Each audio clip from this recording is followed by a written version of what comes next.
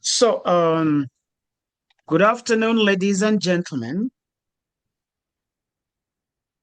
I Good wish to afternoon.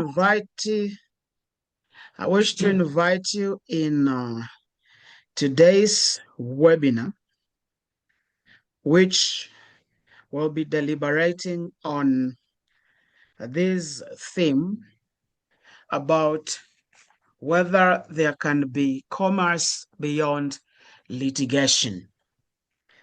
As we begin, I would like to actually thank the following three organizations, even though the vote of thanks will be done. We got Women in Alternative Dispute Resolution. We also have the Lady Justice Joyce Aluch, our International Intervarsity Annual Pre-Moot Competition. And then, of course, we have USIU. Today, we're going to have four speakers. We have the Honorable Muga Apondi, who is a retired judge and a court annexed mediator and an international mediator. We got Lisa Kieti, an inclusive systems architect. We also have Hortense Minishi, a human rights lawyer and a mediator. We do have Linda Mwihaki, who is an advocate of the High Court and a mediator too. And myself, that is Paul Katusa from USIU, who is going to be the moderator. And so I will be inviting each to come and specifically give a topic. We'll talk about the topic, and then from there we'll proceed on. Linda will be handling commercial mediation, whereby the retired judge will talk about the key functions of the court on commercial transactions and also a critique on litigation. Hortense will talk about beyond settlements, and from there we will have Lisa capping it up.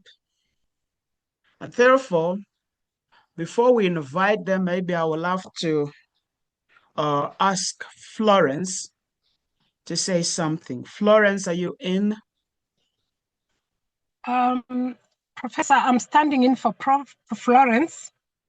Okay. Can you hear me? Yes, Zippy, we can. Yes, I'm standing in for Florence. She has to step out on an urgent assignment. Good afternoon, Okay. everyone. Good morning, depending on where you're tuning from. Good evening. My name is Zippy Musiemi. I chair the Women in ADR subcommittee on mediation, a committee that is entrusted with delivering the fourth Lady Justice InterVarsity International Moot Competition.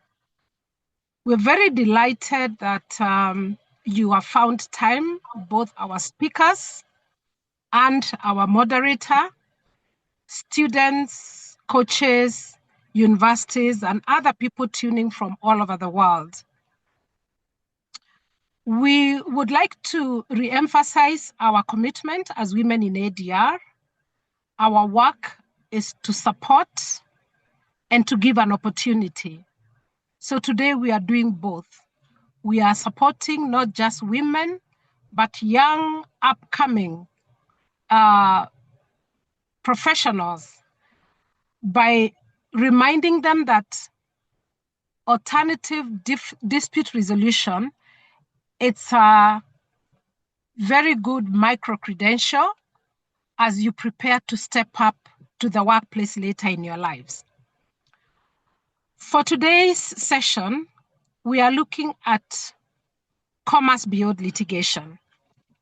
And I don't want to take the mic away from the panelists, but the questions are very simple, and they are suggesting that life is not about lawsuits and court proceedings, that there are relationships that need to be safeguarded, and these relationships are long-term. There are negotiations that are available to handle any bottleneck that we may find as we do trade, and that alternative dispute resolution, such as mediation and arbitration, are available as we do commerce and as we resolve problems, and that business practices will be upheld better and communication will be even greater when we look at how can we resolve conflicts. We're very much aware that we can never remove conflicts, and conflict is a risk, but we can manage them in a non-court situation. So we can anticipate, we can prevent, we can resolve, and we can settle. So we invite you to this collaboration as we look forward to seeing you in the middle of August. Additionally, we will be calling out for judges. We have sent out, as Women in ADR, a link for people to complete. If you feel that you are credible, you must be a mediator. That's a minimum credibility, a practicing one. And we'll be having a training next week on Wednesday at Women in ADR offices at All Saints Cathedral from 10 to 1. We will be sharing private invites to those who have expressed their interest. Otherwise, I want to hand it over back to Professor and wish you great deliberation. Thanks, Professor. Thank you very much, Zippy. And therefore, ladies and gentlemen, allow me to invite the first speaker, our Honorable Retired Judge of the High Court, Mr. Justice Muga Apondi, who is a distinguished advocate, a court-annexed mediator, and an international mediator with extensive experience in dispute resolution and legal practice. He is a member of the Law Society of Kenya and the Alternative Dispute Resolution Center in Rome, Italy. He holds an LLM in international trade and investment laws from the University of Nairobi. With a career spanning over 4 decades, Honorable Apondi has served as a person judge of the High Court of Kenya, resident judge in Meru and Nakuru, and presiding judge of the Commercial, Tax, and Criminal Divisions in Nairobi. Before his judicial tenure, he was a chief magistrate and a land registrar. Currently, he is the managing partner at Muga Apondi and Associates, Advocates, and a commissioner for Oaths and Notary Public. His expertise covers international commercial arbitration, corporate governance, maritime law, business law, mediation, and both civil and criminal procedure. He is also a facilitator for LSK seminars, contributing to the growth and professional development of legal practitioners. He also has extensive academic experience, having lectured at the Kenya School of Law and the law faculty at Kenyatta University. So we'll invite Justice Muga Apondi to take the next 20 minutes and speak about a specific area of choice. And then I will actually require every attendance, if they have, or if you have a question to address, just note it down, because once all the speakers have spoken, you'll be given a chance to air your question to any specific speaker. Thank you very much. Justice Muga Apondi, the podium is yours, sir.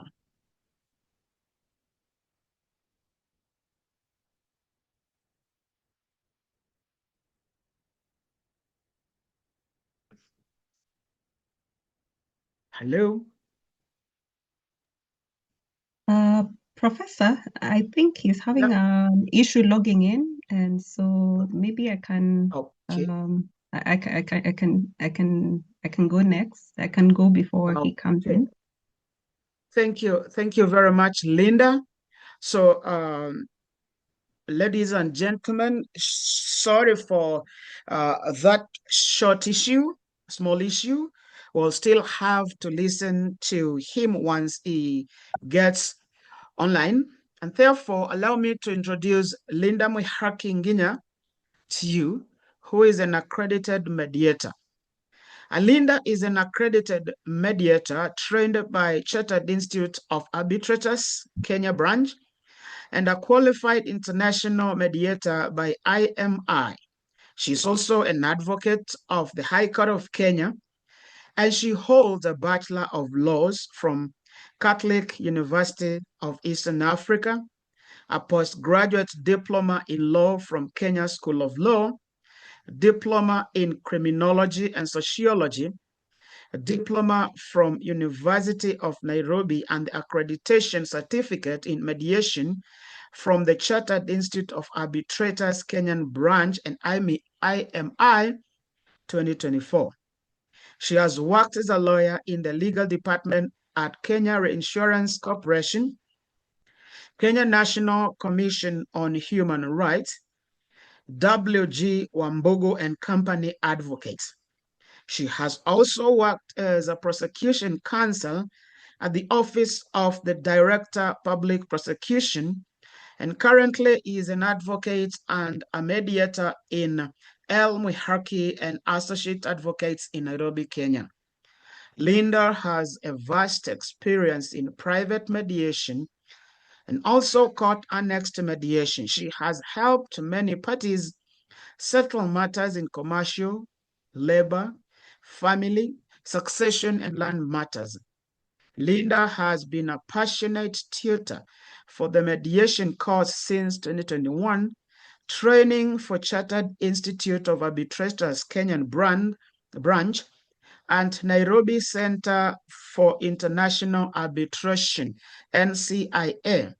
She was also first cohort, among the first cohort of the judiciary TOT, that's training or trainers of TOT, that is training on trainers at Strathmore University in collaboration with ADR Center in Rome in 2024. She Is that has numerous accomplishments, and therefore, I do believe from there we can actually hello? listen to Yes. Linda. Linda, kindly, the podium is all yours. Take at least the next 20 minutes. Okay. Thank you very much, Professor, for that wonderful introduction.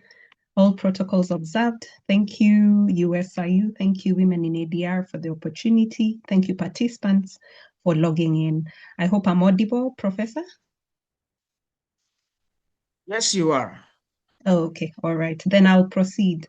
We have a wonderful topic for today. Can there be commerce beyond litigation? And it's my pleasure to take up the topic of commercial disputes in mediation, agreeing with the theme that yes, there can be commerce beyond litigation. Litigation is not the only way out. We have alternative dispute resolution mechanisms, that is adjudication, arbitration, negotiation, conciliation, and other out-of-court mechanisms of resolving disputes. So litigation is not the only way out. Actually, it's the most expensive way for commercial disputes. And so I will be delving right into mediation because that's my niche. That's the area that I have been exposed most in as much as I'm an advocate. I do litigation.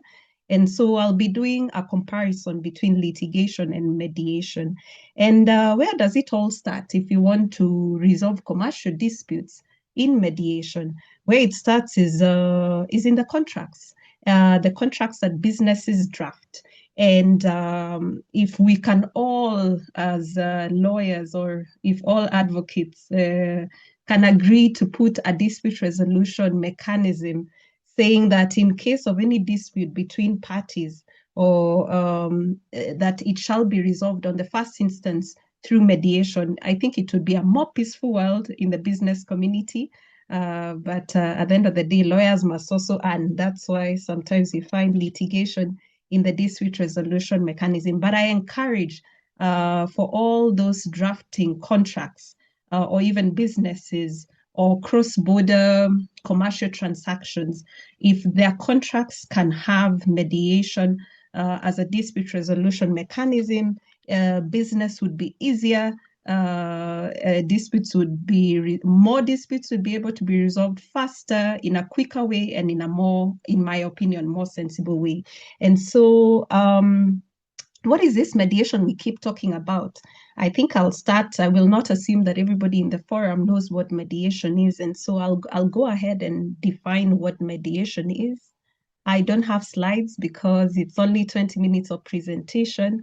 And so I'll go ahead and define mediation. Mediation is a voluntary, non-binding process where a neutral third party, who is a mediator, facilitates the discussions between disputing parties to help them reach their own mutually acceptable agreement or settlement agreement. Mediation is a party-driven process, meaning that the people who are the heart of the mediation are the parties. The work of the mediator is to facilitate the process and not to give solutions or write a judgment or write an award. So the mediator's role is to facilitate and guide the process of mediation.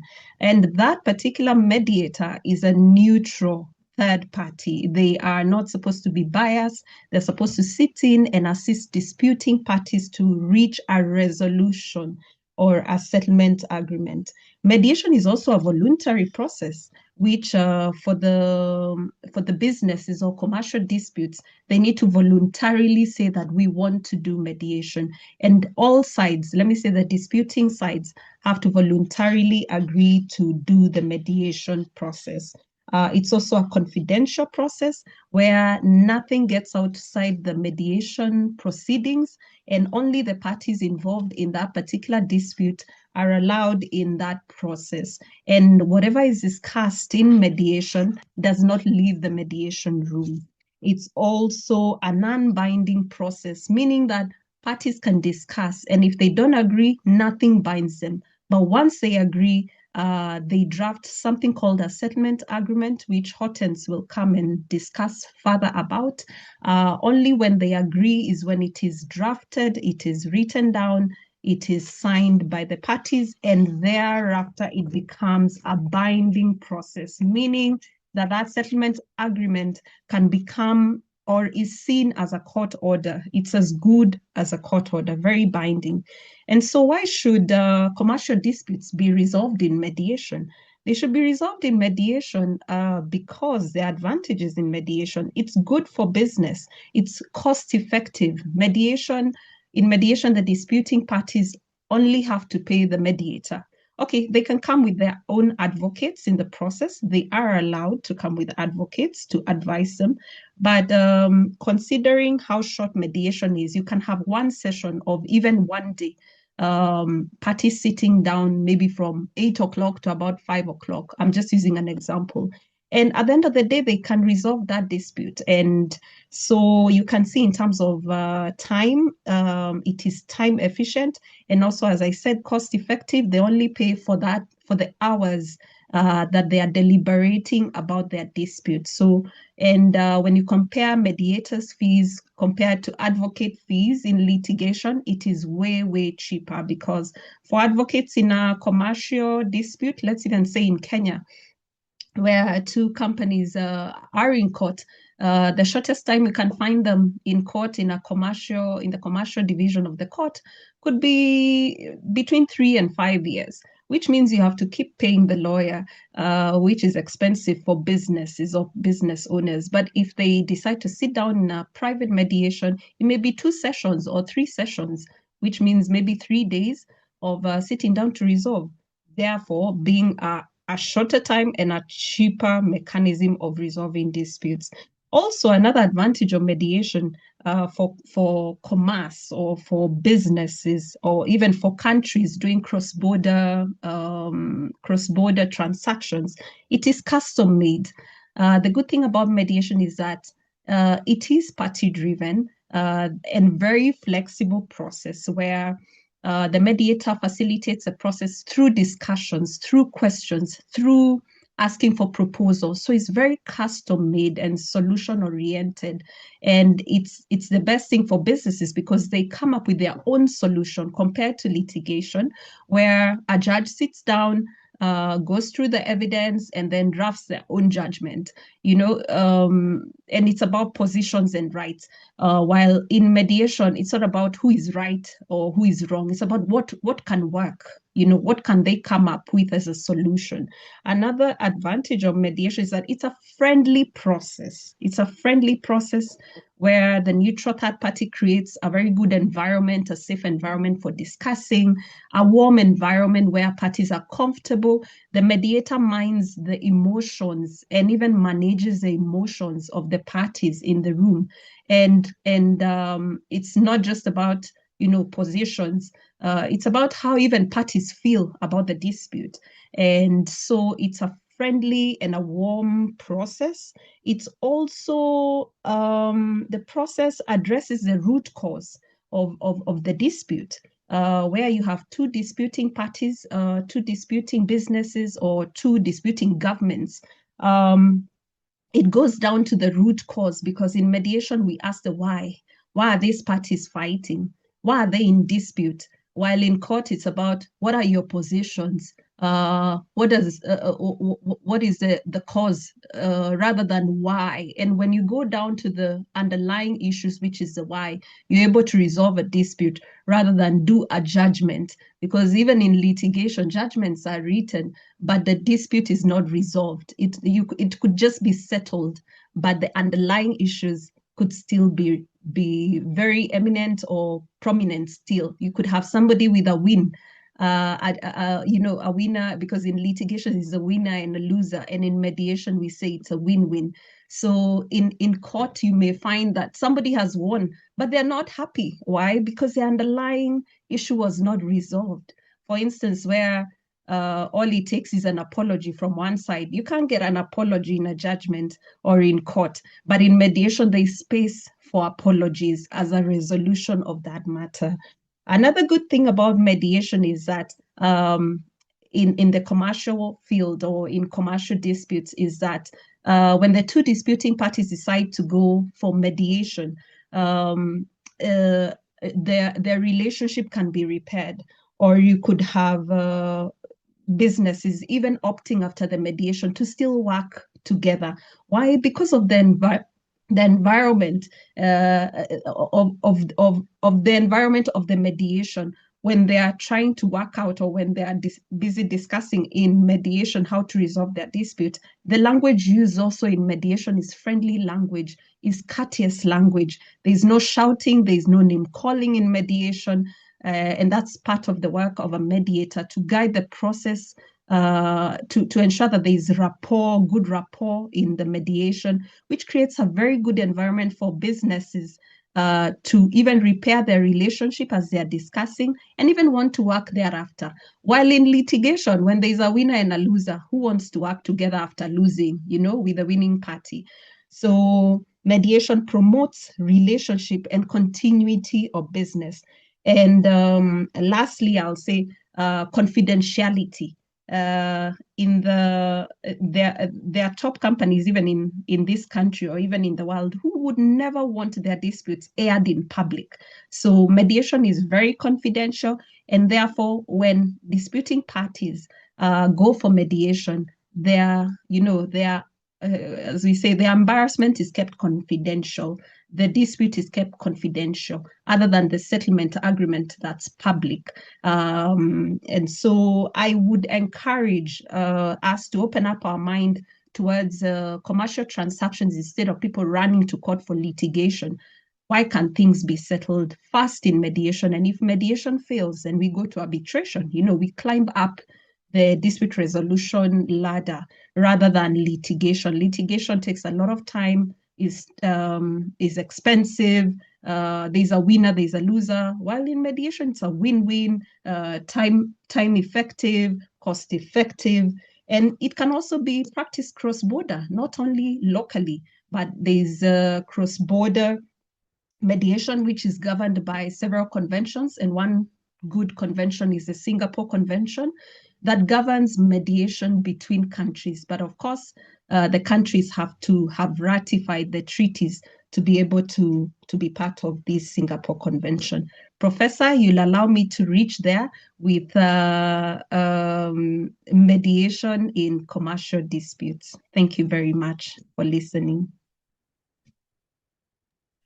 Thank you very much, Linda, for at least taking us through mediation vis-a-vis litigation. And of course, other than the fact that you're giving us more info in terms of the approaches of doing conflict resolution, well, in fact, it's like you're campaigning for mediation. Thank you very much.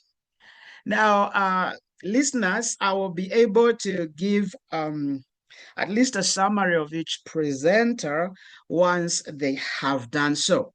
And so now allow me to invite Miss Lisa Kieti as the next presenter and the next speaker, who is a business development strategist.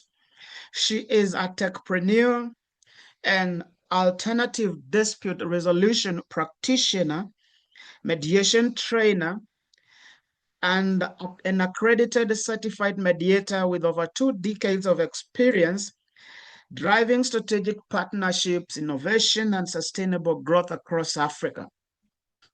She is a founder of Silicon Savannah Foundation and the executive director of Disability Justice and Mediation Africa, DIJMA, where she leads initiatives focused on strengthening institutional ADR with a unique lens in disability inclusion, accessible justice for marginalized communities, including refugees. She has been recognized for bridging inclusion, innovation, alternative dispute resolution, and systems change. Lisa works across business development, stakeholder engagement, leadership development, policy advocacy, and strategic partnerships in business, and rather in humanitarian settings. She is passionate about advancing inclusive solutions that strengthen institutions, empower communities, and also create lasting social and economic impact across Africa. Allow me, ladies and gentlemen, to invite Ms. Linda Kieti to the podium. Lisa, it's your time. Thank you. Thank you so much. Good afternoon. Can you hear me? Good afternoon. Yes, we can. Okay. Allow me to write on the protocols this afternoon. Thank you, USAU, Women in ADR, and all the organizations that have made this possible. My name is Lisa from Disability Justice and Mediation Africa, and I'd like us to look at or reimagine ADR as not only a dispute resolution mechanism that we can use in commercial disputes, but I want us to consider ADR as a competitive business strategy in our ecosystem in Kenya and also beyond. As Ms. Linda Mihaki, I hope I got that right, has aptly put, mediation as a dispute resolution mechanism ought to come first whenever we're thinking of dispute resolution in the commercial setting, based on the adversarial nature of what litigation is and how timely and costly litigation would be. But in addition to mediation being apt for dispute resolution, based on what it is that we have seen and the data that we have been able to collect, the institutions and organizations that we've been able to work with matters dispute resolution, specifically mediation. We've seen that ADR mediation has been a tool the organizations have used to improve business relationships and also charter better partnerships, open new frontiers of business for them, and also manage internal conflict in the organizations. So it's not difficult then for us to consider reimagining ADR as a competitive business strategy and not just as a conflict resolution tool in the commercial space. So when we think about ADR, we often think about what happens when something goes wrong. A partnership is broken down, customers filed a claim, shareholders dissatisfied, especially in commercial setting, which is what we're discussing about today. And most often the question is usually, should we litigate? Should we arbitrate? Should we mediate? But I believe that in addition to that question, we can ask, how do we create businesses where disputes destroy less value and relationships, and where we can ask now, can we create more value using the same disputes? Can we create better relationships using the same disputes? Can we strengthen systems using the same disputes? Because businesses have never benefited, per se, from winning in litigation. Yeah. Businesses don't necessarily benefit even by going into litigation because, as we all know, nature of litigation, there's hardly any privacy. The time that it takes to resolve matters using litigation, all that, there's no business that benefits going into litigation. So can then ADR be used as a way to now, one, avoid that, two, strengthen systems in regards to the same. So which leads me to now my central proposition, which is true value of ADR is not that it resolves disputes only. Preservation and creation of commercial value then becomes something that we need to look at as ADR practitioners. So how does ADR protect commercial value? Yeah. So ADR does not just lessen or reduce the legal fees. It also ensures that executive time is preserved. It also ensures that investment decisions are made in a timely, time-conscious manner.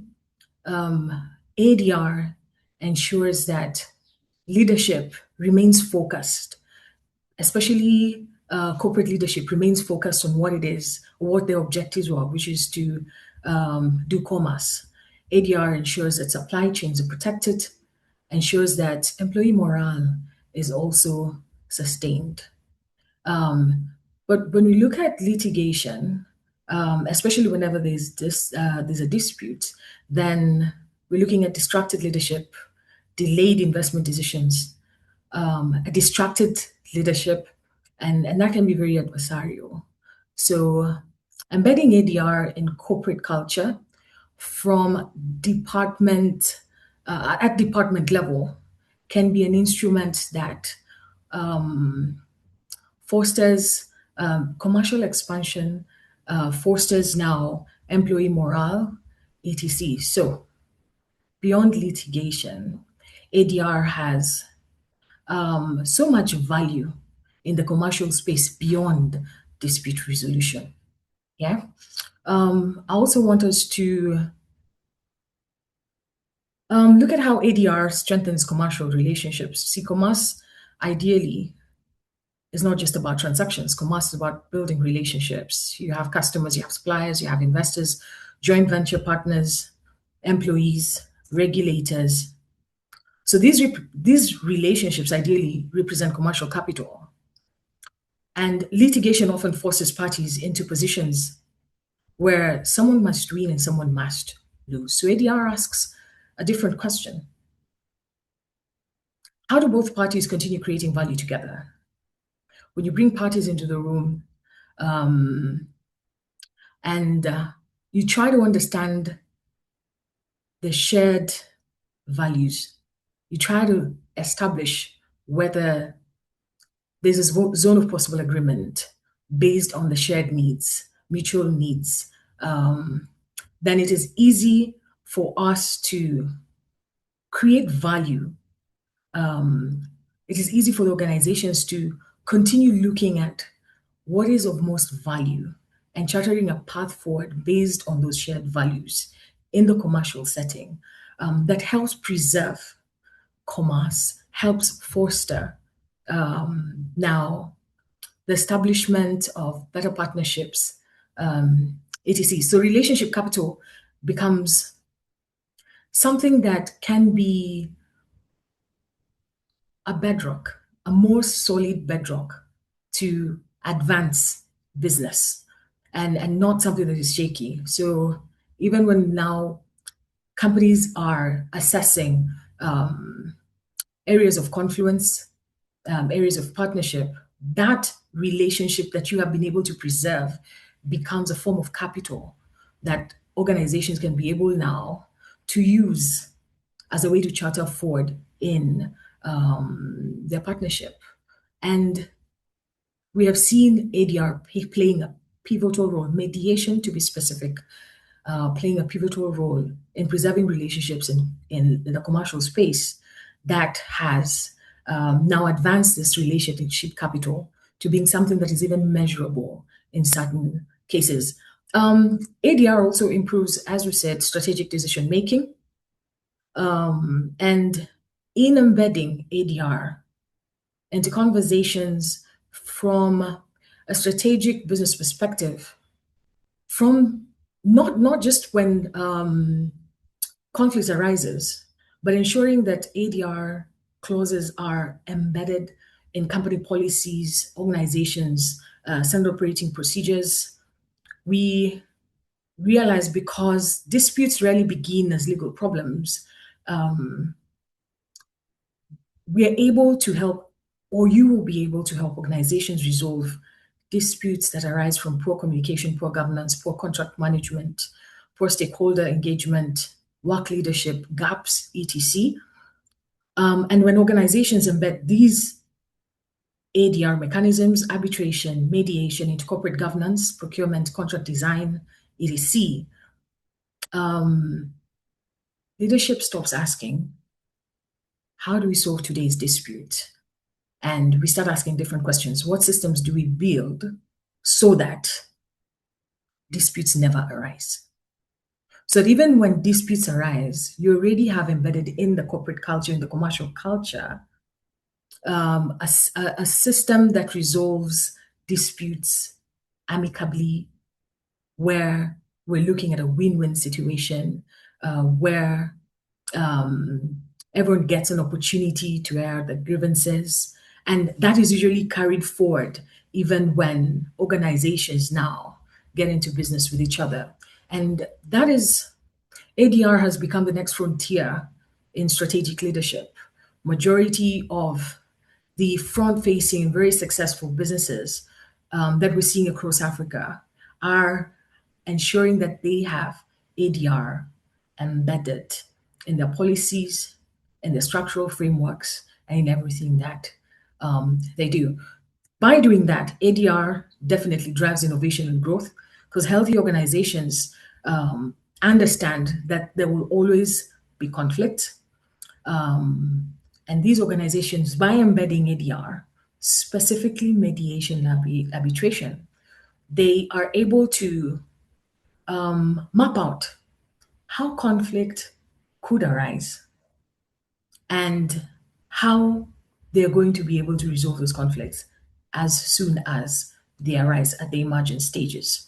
So ADR transforms conflict from a business interruption into a business resource. And conflict in the commercial space has now shown to be an opportunity to improve contracts, to improve standard operating procedures between companies, strengthening partnerships and refining governance, especially when it comes to international commerce. And we have, using ADR, developed better commercial solutions. Now, where it is that we stand as inclusive practitioners, the piece that is missing when we talk about value creation using ADR, we usually ask a simple question: who are we creating this value for? Especially when we're doing conflict resolution as a way to strengthen commerce. The value that we get from that, who are we creating this for? Because businesses don't create value in isolation. And this is now a stream of thought that I would like to challenge all of us. Yeah. When we create this value and the value that ADR brings in conflict resolution, in strengthening business systems, etc., we need to be able to ensure that we do that in a way that is reflective of the fabric of a society that we're in, ensuring that we create this value for everyone, including marginalized communities, persons with disabilities, women, youth, and everyone it is that we interact with from a day to day. So every excluded personnel when it comes to conflict resolution, definitely when it comes to commerce, every excluded person is lost market. So have you ever looked practitioner, beneficiary is misused innovation, misused opportunity to humanize what it is that we're doing. So ADR, especially inclusive ADR in commercial spaces, is not merely a social responsibility or a compliance requirement at a smart business. Embedding ADR from policy level and applying that from internal standard operating procedure level opens up a lot of opportunities for the young ADR practitioners getting into this space. Let us not confine ourselves to thinking of ADR just being useful in conflict resolution. There's a lot to be done in the commercial space, and especially when you apply ADR using the inclusive lens, then it even opens up more opportunity. So I believe I can stop there, and if there's any questions, I'll be glad to take them later. Yeah, thank you so much, Prof. Thank you very much, Madam Lisa, for talking about value creation in ADR by specifically handling the issue of reimagining ADR as a competitive business strategy. So without much ado, I will now move to the next presenter, who is Hortense Minishi.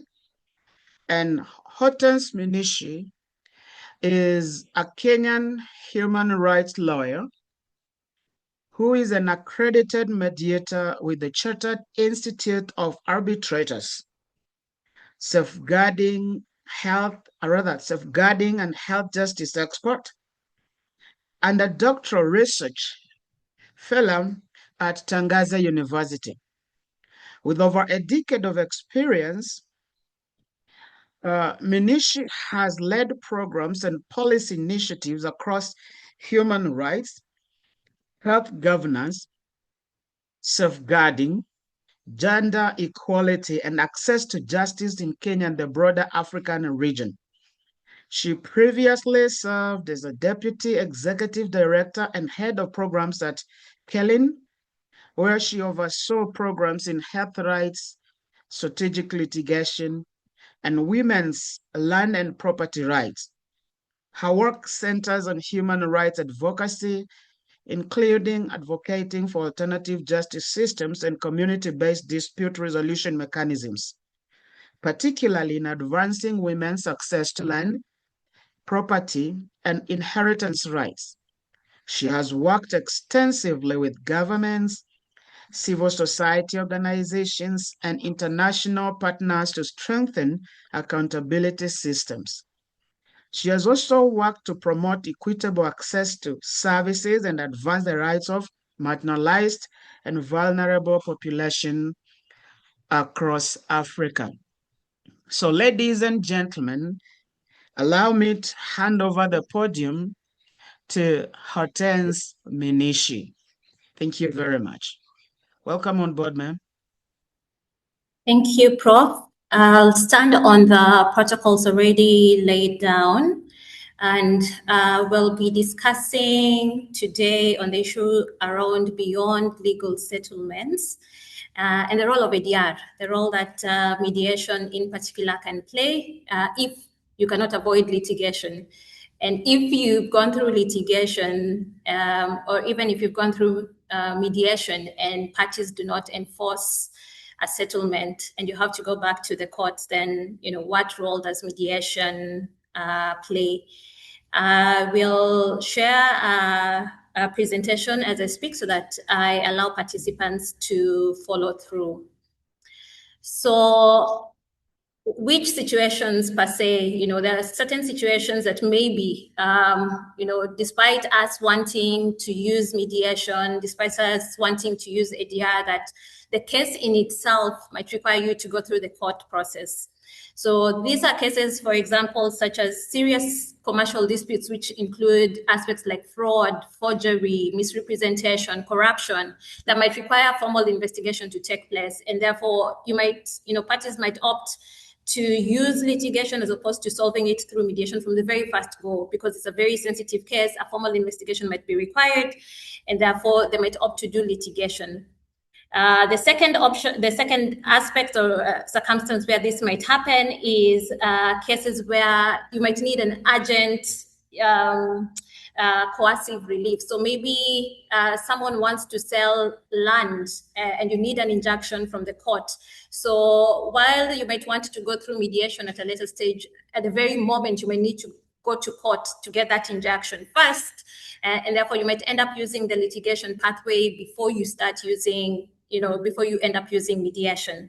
Another circumstance would be, cases where there's questions of law or public interest. So it's a commercial dispute, yes, but it raises serious questions of law, how the law is interpreted in a certain, field, or just aspects around, it touches a bigger aspect of the community, and it might, benefit from judicial pronouncements at a bigger scale. So in those instances, lawyers mostly might advise their clients then to utilize the court system and use litigation. But then the commercial reality that remains is, once that judgment or once a court order is provided, does it really solve the dispute? Does it settle the matter? When you look at why disputes outlive judgments, yes, the court has ordered, a paid payment or an award that has been given, but then you still have issues around it. So many of the litigation aspects focus on who is liable. It's a position aspect. And from the earlier speakers, you realize that mediation is more around, what are the interests of the parties, not necessarily what is the position, it's not more about who is liable, but what is needed to ensure that this relationship, this business strategy, as Lisa has put it, continues, these relationships continue. Other aspects that also influence why dispute outlive these judgments is that, within the commercial space, you have to look at, can this business relationship continue even after the award? So if there's a win-lose situation, does the loser then, is there an opportunity for them to continue in that contractual work that they were supposed to do? And then there's questions around dignity and trust and communities affected who have been harmed, that then, a judgment does not erase that per se. So there are still gaps in terms of the dignity and how communities then perceive whatever dispute has taken place. So commercials, while they might involve more than just determining liability, they also need to look at aspects around restoring trust, livelihoods, the reputation, and just ensuring that those relationships are able to be maintained so that people continue doing businesses together. Next slide, please. So the key friction points when a court has awarded a judgment, the areas, the common issues, after an agreement has been made through the court system is usually either the payment schedules or the installment timing, when are people supposed to pay, or the scope of claim and waivers. Remember that the decision is mainly on positions and not on interest. So therefore, there might be aspects around other interests that were never brought into the courtroom that still remain unaddressed. Aspects around confidentiality, limits on disclosure and use, as well as aspects around compliance and performance documentation. So then what is the role of ADR beyond litigation?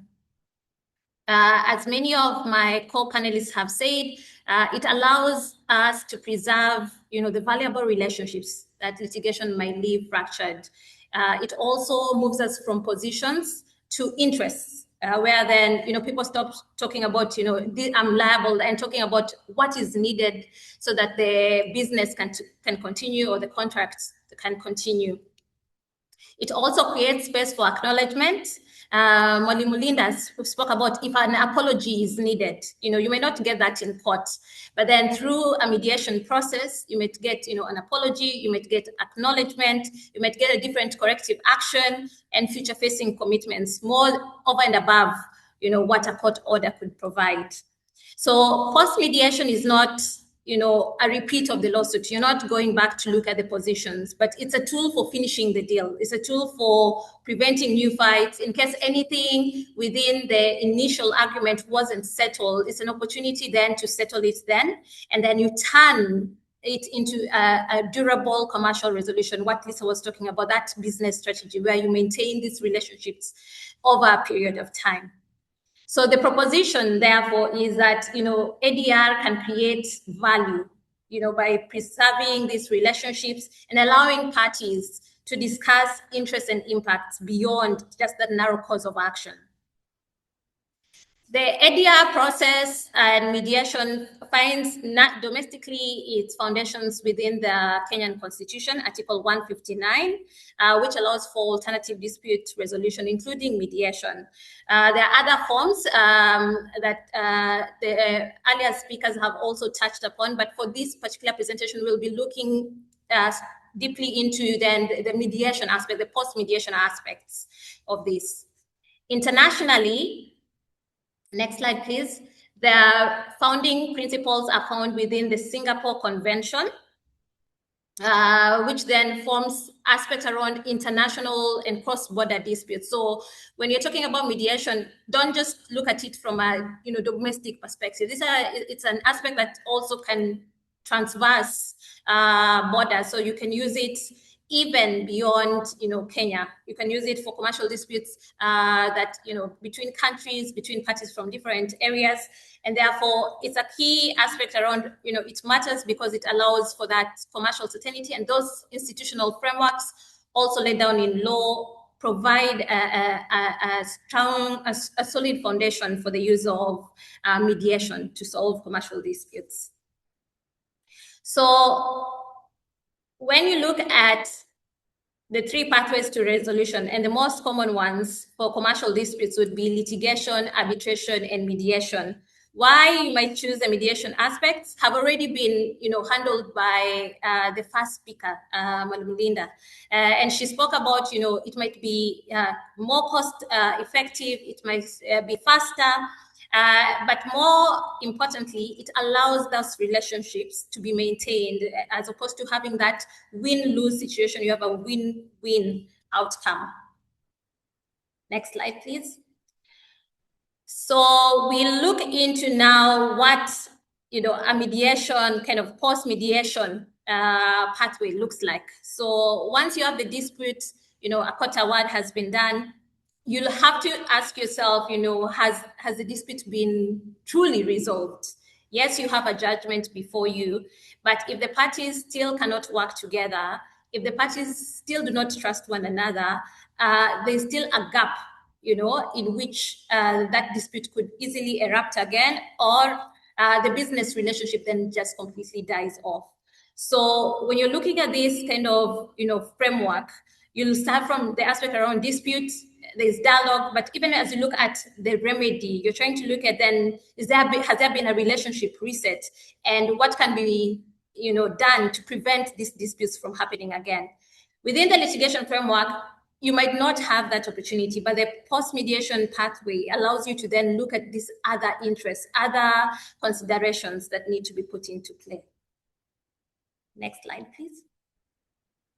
So you find that with the post-mediation framework, and especially within the commercial disputes, you're looking through this using a business and human rights lens. The United Nations Guiding Principles on Business and Human Rights put into place three considerations or three pillars, which is protect, respect, and remedy. So businesses need to, protect, respect, and ensure that, if there's a violation, that there's a remedy that is in place. And when you look at then the court award, then you have then to ask that, yes, you have the court award, but is that the right remedy for this kind of dispute? Have all the issues that the parties had been resolved? So mediation can form part of the remedy ecosystem. It allows, the existence of a mediation process where then people then move from these aspects around the position, but more into, the fairness of participation, their interests, and future harm, if preventing any future harm or future fights. Next slide, please. And when would a grievance mechanism be deemed credible? So principle 31, of the guiding principles has these, elements in terms of ensuring that the grievance mechanism is credible. It must be legitimate, it must be accessible, predictable, equitable, transparent, rights compatible, learning-oriented, and engagement-based. So when you look at mediation, and even if you look at post-mediation, when you're using mediation to either interpret what the court, has said, so that then there are clearer terms to settlement. Looking at any other interests that were not dealt with within the court, then you're looking at, what are the rights compatible aspects, or what are the power balances that are there? Are the parties coming in with an equal footing? So those are the considerations that then, when you're looking at the post-settlement aspects, would come into play. And this would be the key pillars, that you need to tick off as you look at, okay, you have the award, but then, what would ensure that the parties feel heard, that the parties, both sides, feel like, their needs have been met, their interests have been met. Next slide, please. So we'll look into, to give a clearer view, we'll look into case studies. So for example, construction. I don't know if you can see the next slide, but the case study on construction, for example. So if we have a scenario of a commercial dispute where a contractor faces delays or a delay claim while neighboring communities, allege unsafe access or livelihood disruption and poor grievance handling, litigation could determine liability. It could say, the project is liable, but, it must continue. So what happens? So within the post-mediation aspect, then you'd probably look at what needs to change within that contract. Is it the time? Is it the terms themselves? Is it the safety measures that need to be put in place so that the community feels safer? Is it the aspects around compensation, how the community needs to be compensated? Is it how grievances would be, escalated? If there's no way communities maybe can address their commercial disputes, is there an opportunity to then address that feedback loop and also monitoring commitments? So beyond settlement, it means that yes, you have that order from the court, but even then, there are other interests that need to have a workable agreement where you can resolve these claims, where you can work with the engineers, with the contractors, with the affected communities to produce either a revised contract that meets the needs of both, parties. Another case study would be the one on banking. So say someone has defaulted, the borrower has defaulted on paying a loan. And this would be the next slide. There would be an aspect around, yes, the lender wants their money now, but maybe there might be issues why the borrower at that time might not be able to compensate. So mediation then moves from the question on who wins the recovery, disputes. Yes, we know, you might need the money or the borrower has failed to pay, but then now the post-mediation then speaks to aspects around restructuring the payment schedule. Does the borrower need more time? Is it the security that needs to be changed? And the aspect around, what assets need to be put into place, aspects around agreeing maybe to waive on maybe, penalties. So those are the angles where post-mediation, can take place even beyond the litigation aspect. Another example would be around infrastructure disputes, where then you might have a large infrastructure project and there might be a dispute maybe around land acquisition or access or compensation. So from the project perspective, for example, you might have unresolved grievances that may affect schedule, they may affect financing or contractor performance. But then when you look at maybe the needs of, both parties, there might be need to, look at it, if the grievance mechanisms are effective, or look at aspects around other dispute resolution mechanisms and safeguards, social safeguards that can be put into play. And the last case study I will share is maybe company disputes around employment issues. So this might be labor disputes in a way, but they might also be commercial depending on whether the company is very large scale or not. And therefore, in terms of, whether there might be concern around, either unfair termination, aspects around discrimination or harassment, yes, the court might be able to afford, or award appropriate remedies, but then mediation may address other interests, for example, the apology from the employer, or even the aspects around, reinstatement arrangements or policy reform within the company itself. Next slide, please. So we've talked about the case studies. Now I'll go into then the harder questions, in terms of the mediation aspects. If one party, for example, has, a power imbalance, there's power imbalance. So one party is larger within the commercial dispute and the other party has, no much power. They're a smaller community, less known, less, reputable. Then, mediation allows us to come in on an equal footing, even beyond, an award being given. So it allows then additional remedies that the court might not be able to give. For example, while the court may give monetary damages, mediation would give other aspects around it, maybe restructuring the payment schedule, or even just looking at discounts that might not be within a court award.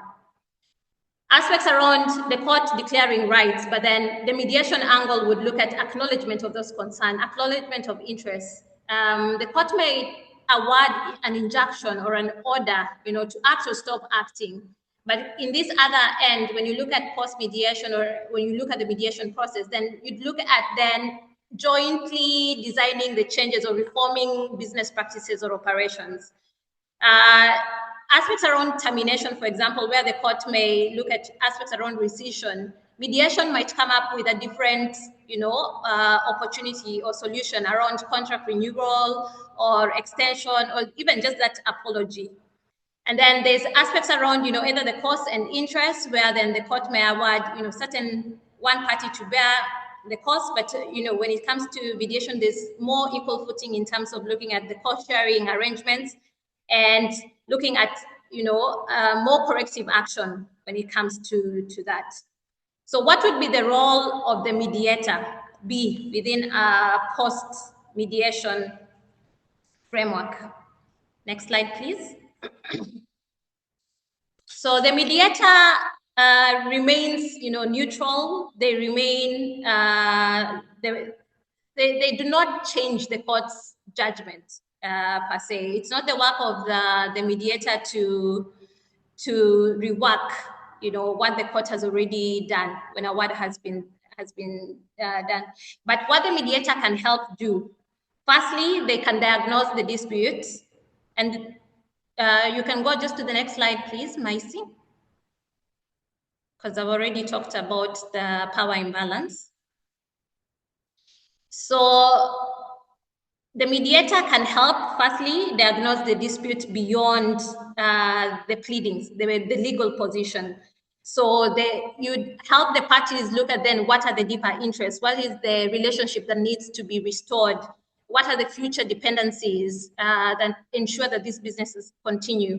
Secondly, the mediator also would consider the aspect around that power imbalance. Are both parties able to come in, freely on an equal footing, and then, putting both parties in a position where both feel, they're being heard and listened to equally. Thirdly, the mediator during this period can also propose solutions that, ensure that, the rights are being maintained for each party, and therefore they clarify within their mediation settlement, this is the court award, and this is how the parties wish then to comply with that award. So I'll go to the next aspect around what a mediation agreement would ideally have, the elements of a mediation agreement. And this would be, firstly, the names of the parties, history of the dispute. So the facts of the dispute would need to be there, clear settlement terms, timelines and milestones, consideration and mutual obligations, so the commitments that the parties would have, authorized informed consent from each party. So remember that the process is voluntary, so you'd need the informed consent for both parties to say we were willing to get into this arrangement. You'd need to put in payment and performance mechanisms within the agreement, whether any party is supposed to pay any amount, and what is the timeline, what is the period through which this would be paid.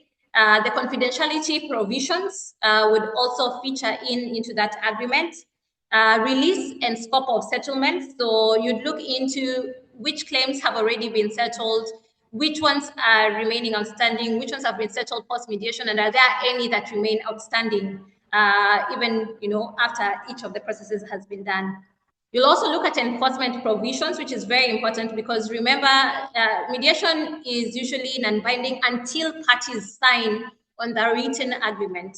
So the enforcement provision then allows you then to, if there is default, to either go to court for that mediation agreement to be then enforced by the court as well as a party that has either breached, the contract or the terms of the mediation once, but only after the parties have signed. The mediation agreement can also include future dispute resolution mechanisms, and then obviously aspects around the governing law and jurisdiction, and any aspects around amendments that might be done in the future towards the agreement, and how that would happen, how parties want to change any terms of the agreement. And lastly, the execution section, where then the parties sign, and at that point, then that agreement would be binding on the parties. So the last part that I would say, what is the framework that then you need to determine? I call it the 6R framework. And for the 6R framework, you're looking at, for the post-mediation, you're looking at the first R is rights. what legal and human rights obligations are there. You're looking at representation, who is at the table, who is missing, and who may be underpowered. So you balance those powers. You look at risk. Is the harm continuing while mediation even is taking place? Are interim, protections required?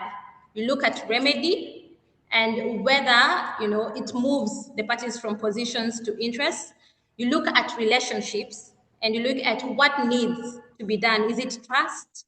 Is it, future interaction? How do you rebuild that? And then you look at possible recurrence, which will then help you then structure or at least facilitate parties to outcome that both are willing and acceptable to them. So I'll stop there and happy to address any questions in terms of post-mediation settlements and what might be done in terms of writing down a mediation settlement agreement. Thank you. Thank you very much, Ms. Hortense, for such a detailed presentation. And so, ladies and gentlemen, as you just heard, she spoke about many things, specifically which happens beyond legal settlement, that is a court basically, things which deal with ADR. And therefore, I believe the Honorable Retired Judge, Justice Muga Apondi, is with us. I can confirm, I can see him.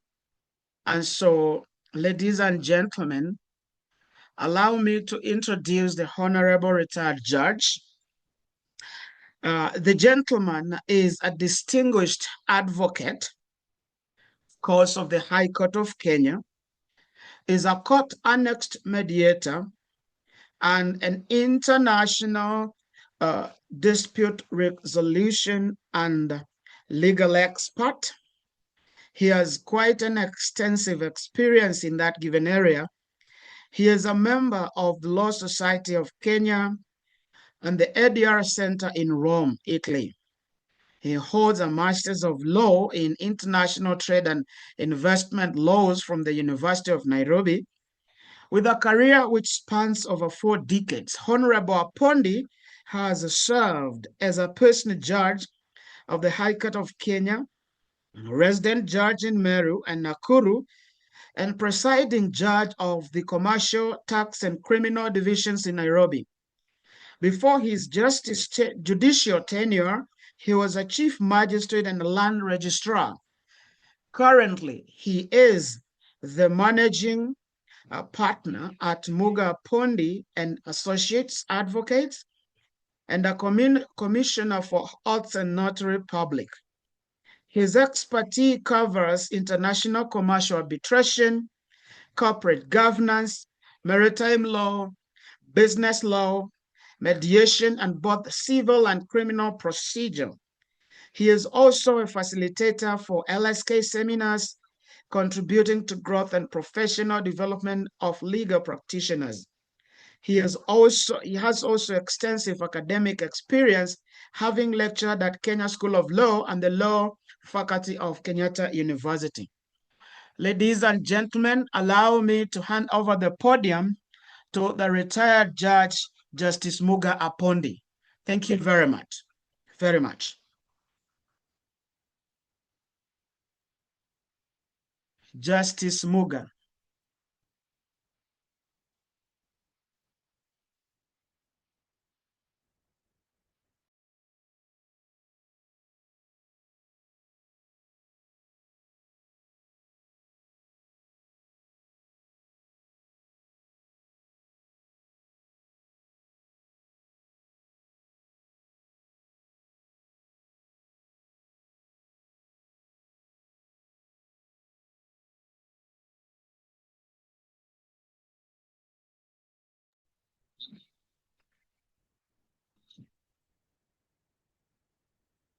Justice Muga Apondi,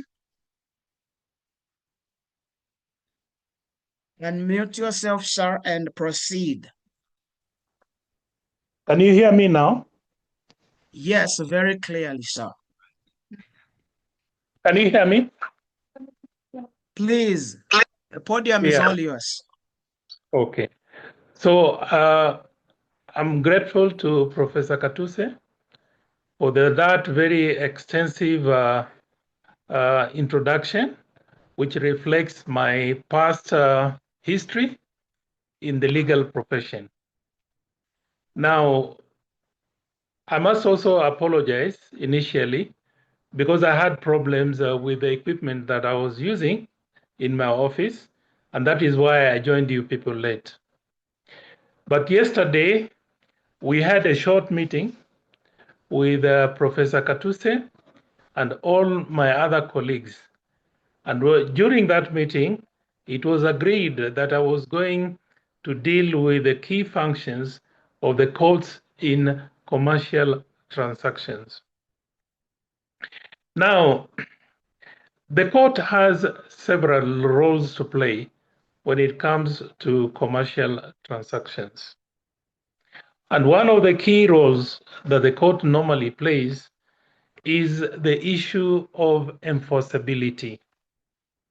Because sometimes you can have mediation, you can have arbitration, and then you get rulings from a mediator or you get a ruling from an arbitrator, and unfortunately, one of the parties does not conform to the ruling of the mediator or arbitrator. So you have a ruling, very nicely written, very well reasoned, but it cannot be enforced. So the difference between the mediator, arbitrator, and the court is that the court has what you call coercive powers for the state. It can force somebody to comply with the orders which had earlier been given. Because there are times when a mediator or an arbitrator states that one of the parties must pay some pecuniary costs to the other side. But if the other side has refused, then you can go to court and get an order to compel that party to make the payment. Now, in the instance where the court has agreed to grant an order so that there is enforceability, where a party who has lost and has refused to comply with that order, then that would be what you'd call contempt of court. And you know the rights and the circumstances which will arise where somebody has refused to comply with the court order. Now, that is one. That is the issue of enforceability. And enforceability normally comes towards the end, after the mediation process or after the arbitration process. But number two, which is also very important and very critical, is that the court creates what you call a precedent. One would ask, what is a precedent? A precedent is where the court has gone through legal principles or it has made a judgment. And then that is also supposed to be binding to other cases which are similar to what the court has decided. And especially so when you are dealing with what you call an adversarial system. In Kenya, we have an adversarial system. And not only that, there is also what you call hierarchy of courts, which means that if a magistrate has made a decision, then that decision has been quashed by the High Court or the Court of Appeal for that matter. It means that the decision of the Court of Appeal, the decision of the High Court is also binding to the lower courts. So that is the importance of what you call precedent. It is important for businessmen because now when you have a precedent, then it means that you can arrange your affairs in accordance to what the court had earlier decided. Apart from that, it is also common knowledge that judicial decisions normally clarify principles. And also it contributes to what you call a predictable legal environment. When an investor wants to come into a country, one of the considerations normally is how strong is the legal system and how efficient is it. And when it is a contract, once the decisions have been made and there is what you call continuous reporting on those decisions, it is very easy for an investor to make a prediction where a similar contract has been signed in future, even after 1 year or 2 years, to be able to know how the Kenyan courts will operate, how the Kenyan courts will behave when faced with similar circumstances.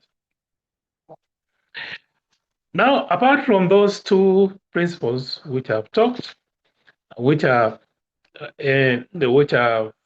happen in the courts, is that the courts also provide what you call procedural safeguards that normally promote fairness and legitimacy. Now, in a court, under normal circumstances, what normally happens is that the courts normally give each party equal time. Like, for instance, if there is a dispute, one would expect any fair magistrate or a fair judge to be able to give similar time, and especially if any of the parties have requested that they require more time to prove their case, then it is incumbent on that magistrate. It is also incumbent on that particular judge to be able to grant each of the parties, whether you are the plaintiff or you are the defendant. There are situations which I have experienced in my professional career where a case is lengthy and maybe a plaintiff is given 2 days to prove his case. There is no harm in also the defendant being given similar time to rebut the evidence that has been adduced by the plaintiff.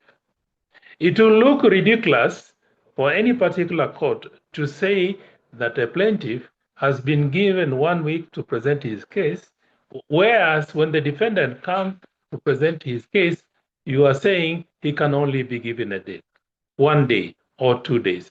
It is important that the courts behave in a fair and impartial manner and say all the parties will be given equal time to present their case.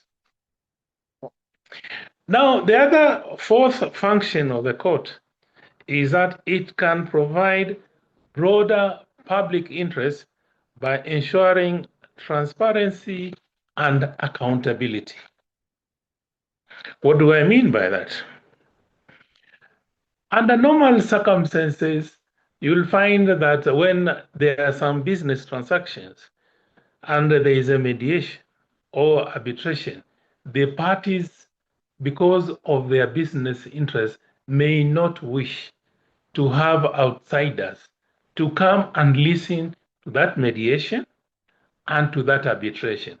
And that is absolutely within their rights. But it is also known that the law is very clear in Kenya that if you have a matter which involves a criminal offense, then the law requires that that particular case must be heard in open court. And when it is said it is in open court, then it means any member of the public can walk into that court and listen to what transpired in that case, whether it is a murder case, whether it is an assault case, whether it is a traffic case. The only exception would be where the trial involves minors. So where the trials involve minor, it is incumbent on the magistrate or the High Court judge to say that the matter will be heard in camera. But the general principle is that matters which go to court are normally heard in open court. And that is also in public interest to make sure that the public also knows how trials are conducted. Secondly, what are the basic principles that have been passed on by the court.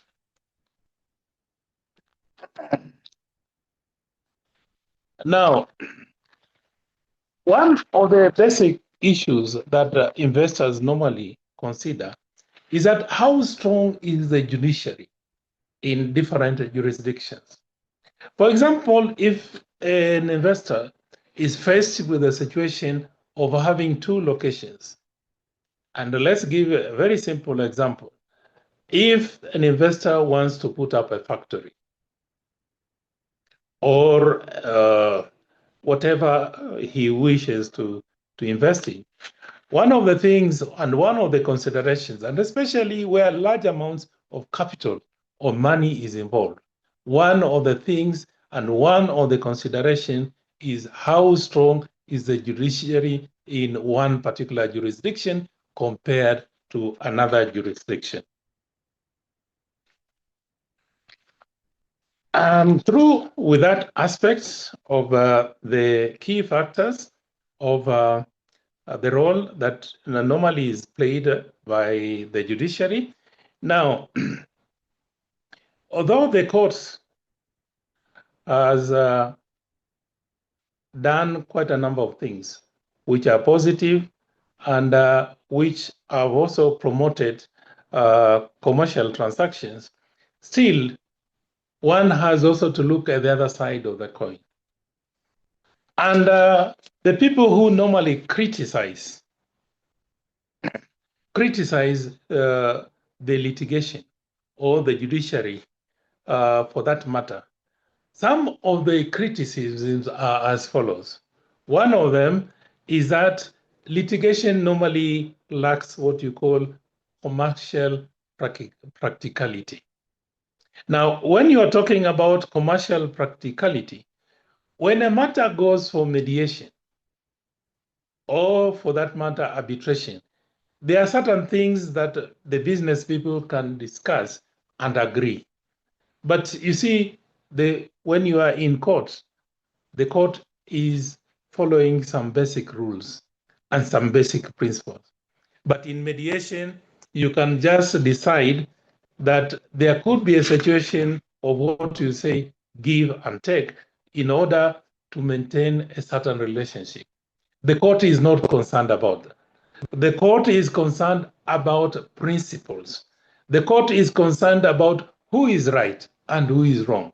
But when it comes to arbitration and when it comes to mediation, then it is a question of what are the interests of the parties. Is it to continue to have a long business relationship? Is it to maybe have some other transactions together? Like if there is another contract which may be given to the losing party. So there are other considerations apart from the basic principle. The other criticism of the legal system is that it is often expensive.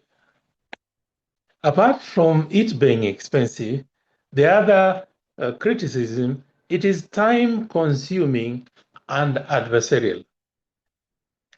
Now, I think most of you are aware that it is not cheap to engage an advocate. And the more experienced an advocate is, the more expensive he is likely to be. And I'm sure you have heard of people called senior counsels. Those ones are not cheap, to engage. Then the other criticism is it is time consuming. Sometimes you go to court, you spend 2 hours or 3 hours for that matter, and you are told the magistrate is not there, the judge is not there, and then the matter has been adjourned. And then it is also adversarial. There is a lot of emotion involved when you are in court atmosphere, because it is a system, the adversarial system is a winner takes it all. Now, everybody will fight tooth and nail in order to be able to win a particular case. But the atmosphere in mediation is more informal, it is more friendly, and then you can even choose the type of mediator you want. You can choose the forum, you can choose the venue. So it is completely different. In court, you cannot choose the magistrate, you cannot choose the judge, because that is what will be called forum shopping. In addition to that, there are always complaints that some cases have taken a long period of time. I don't want to mention any particular case, but there are some few cases which have come to the media recently, and especially murder cases, where the relatives, when they were being interviewed, they were complaining, okay, justice has been done, but it has taken us so many years. No names. I don't want to mention any particular name because I want us just to concentrate on what is at hand. So whereas the judicial system may resolve the matter conclusively, but the length and the time taken sometimes is too long for the parties. Apart from that, it is also obvious that the parties also end up spending substantial legal expenses. Apart from that, in addition to that, there is also what you call uncertainty regarding the outcomes. When you go to court, you may have a good case, but sometimes you end up losing that particular case. And sometimes you even wonder whether actually justice has been rendered or it has not been rendered. Now, while I'm coming to the end of my presentation, I also wanted to indicate another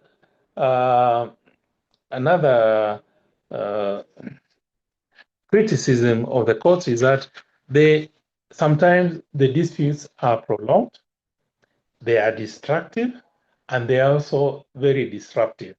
Because sometimes you go to court, the court now will decide to have a date which is convenient to the court, not convenient to the parties. But you see, when you go for mediation, it is easy for you to agree with the other side and to agree with the mediator that I will be available on 1st or 2nd of next month. That is a luxury which you cannot have in court. The court will fix a case depending on what you call the diary. And that diary must be convenient to the magistrate and not to the parties. But when you go for mediation or for arbitration, it is the other side of the coin. The parties can agree. They can even meet on a Saturday or a Sunday. That is not acceptable normally to the court. Now, the other disadvantage of the court is that the public proceedings might also expose what you call commercially sensitive information or damage to what you call corporate reputations. There are some contracts which parties sign, and when they sign those contracts, sometimes they involve very sensitive information, not only about the money, but the source of their produce, the source of the goods, and sometimes it also damages their corporations. So some of these disputes may be better be resolved within the atmosphere of the mediation. Now, the last point, which I was coming to, is that courts generally focus on legal rights and legal remedies. They are not interested in other issues like the interest of the parties. Professor, I am done. Yes. I'm now done with my presentation. I hope I've kept time because you had said that I could use about 20 minutes. Sure. So unless there are any questions, I have come to the end of my presentation. Now, I really thank the audience for giving me time to make my presentation. I'm ready to answer any question. Thank you very much, Justice Muga Apodi, the retired judge, and members of this congregation. As you just heard, he spoke about the key functions of the court on commercial transactions, and he also gave a critique of the specifics of litigation. He also tried to balance by looking into arbitration, mediation, and of course, spoke about the disadvantages of litigation vis-a-vis mediation. Now, allow me to take about 4 minutes to give a recap of what every speaker spoke about.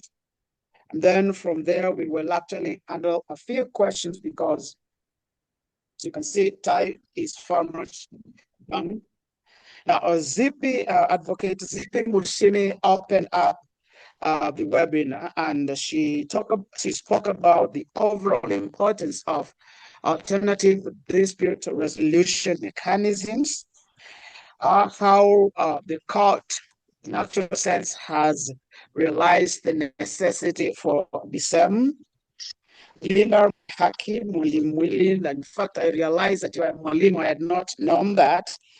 Spoke about mediation versus litigation in commercial mediation. She spoke about how mediation handles the question of why versus what the court looks into, that is litigation, which is the what.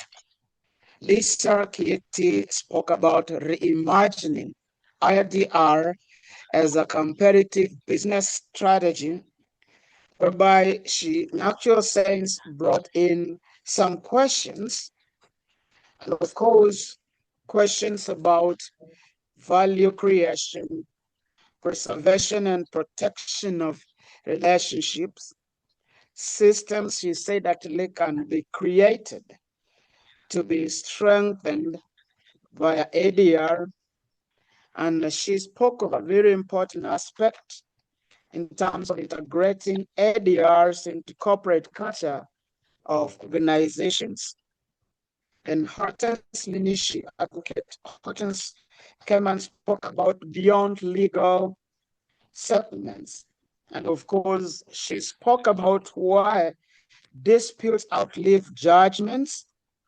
She said that mitigation is about continuity, talking about the key friction points in courts, and also informed us that the ADR is clearly identified as a way of handling disputes, and it is embedded on the Constitution of Kenya. She spoke about the pathways of resolution. Then the retired Justice Muga Apondi came and even talked about some 2 principles in the court process. And I believe everyone who was here was paying attention and taking note as the judge retired gave out thoughts. He further spoke about the criticisms on litigation. Of course, tried to bring about balance between litigation and mediation. So I would like to open the podium or the forum for questions. Of course, as I said, that we need to be specific in terms of the questions, in the sense that you have to ask the question and tell us the speaker who should handle or answer or respond to your question. So the podium is open. Kindly, who goes first?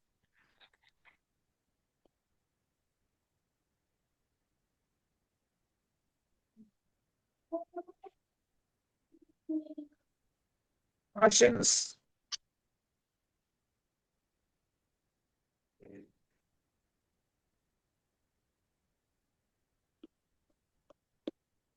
There is a question from Mr. Frederick Wangila on the chat box, and it comes within the precepts of hybrid mediation, similarly referred to as med-up system. He's asking about, well, the definition of hybrid mediation, and then under what conditions can it emanate? Question number 2, the advantages of a mediation, of which I think that was handled almost by every speaker. And of course, the take of each panelist on the emerging system. I believe this is hybrid. So with us, we got the 4 speakers. So he was not very specific to any particular one. So can we begin with the retired Justice Muga? What is your take on this question, sir? Just a minute.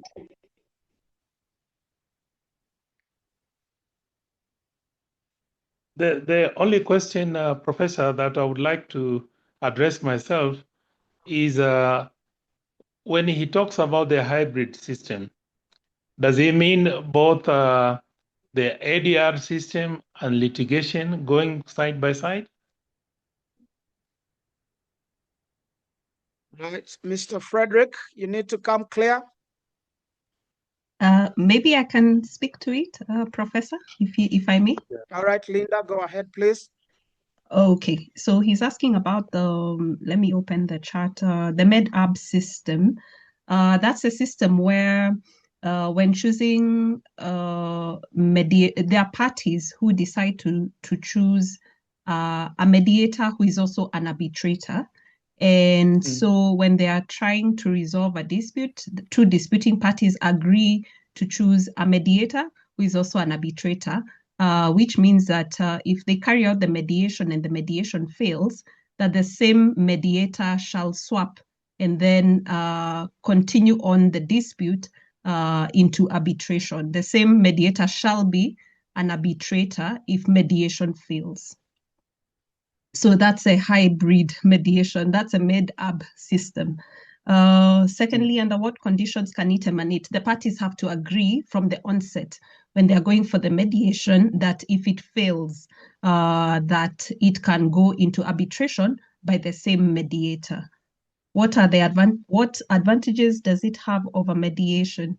I guess the extra layer of protection of if they go into the mediation and it fails, it can jump into arbitration as another way of resolving the dispute.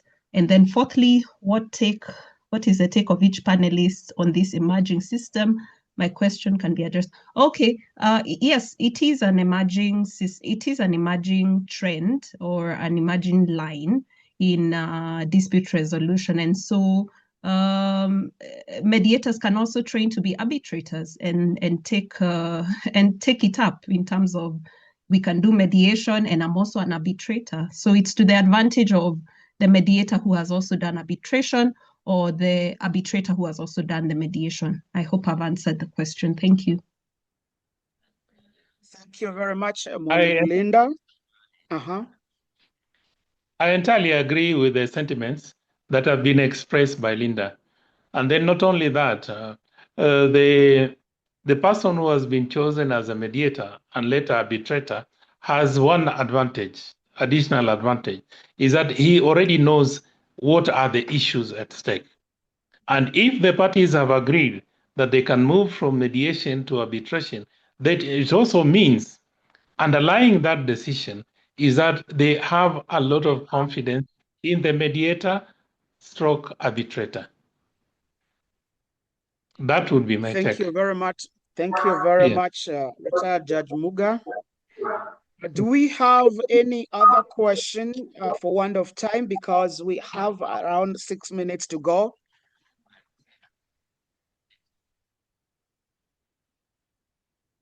Any other question from the congregation?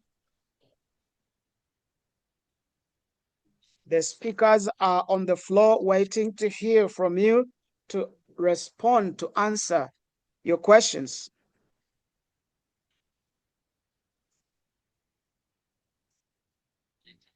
All right. If we do not have any other question to be addressed by the panel, then I would once again remind everyone of the call for negotiators, as you heard Advocate Zippy speak about, which of course everyone who is interested will possibly get a personal calling, maybe an email will be sent to you in terms of when this will have to be done and carried out. So I believe Zippy Musimi is around. Kindly confirm. Zippy. All right. Now it seems like maybe she dropped on the way. So maybe I will request Macy taking notes on the happenings of today, to take just a few minutes to give a vote of thanks, and then from there you'll be free to leave the meeting. Thank you. Macy, a vote of thanks. Okay. Good afternoon, everyone. Good afternoon. Okay. First of all, I'd like to appreciate every speaker who has been present today and given us their thoughts and their opinions on today's topic, as well as appreciate every person who was able to join today's webinar. And there's not much that I have to say. I just like to say that the session was very insightful. And I believe that there's a lot to learn from what we've been taught today. Apart from that, anyone who would like to say anything can just say hello to us. Or if you have any more questions that you'd like to ask, you can forward them to our email and I'll try to find a way for you to be answered. I think that's all from me. Thank you to everyone who has joined today. Thank you very much, Macy. And therefore, ladies and gentlemen who are aspiring to be negotiators, who are aspiring to enter into this new sphere of alternative dispute resolution, I wish you all the best in your endeavors. Now you're free to leave the room before maybe 4, because by 4, that is when it's the scheduled time for us to fold it up. Thank you very much. Thank you, Professor, for the invitation to address the gathering. I feel privileged. Thank you so much. You're welcome, sir. You're welcome, sir. Yeah. Thank you. Thank you. You're welcome, Lisa. Thank you so much as well. Thank you and be blessed. Have a blessed evening. Thank you, everyone. Thank you very much.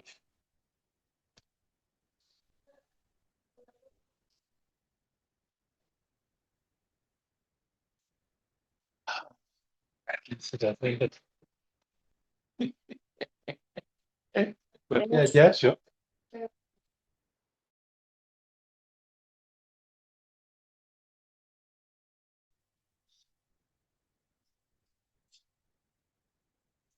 Thank you. Thank you. Thank you for the class.